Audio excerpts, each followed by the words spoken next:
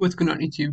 I just wanted to make a super quick tutorial to show you how you can change the grid line color of Excel. So as you can see, it defaults to a light gray, but sometimes this can either A, be a little bit difficult to see, or B, it can make it to where if you have a table, for example, that it just doesn't look right.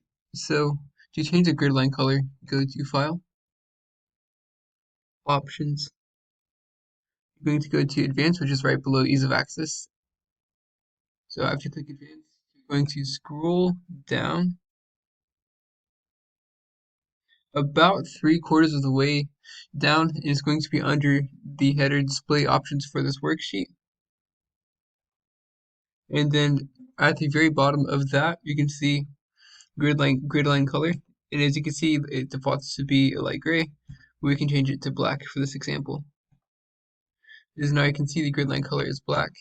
However, you might also want to make it to where the grid lines aren't visible at all. So to make it to where you can't see the grid lines at all, you can go to View, and then there's going under the show cluster, there's going to be some boxes that you can check to see what's visible and not visible. And you can just uncheck grid lines, and now you can see grid lines are not visible at all.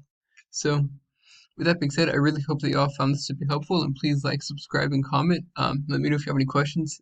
Thank you so much.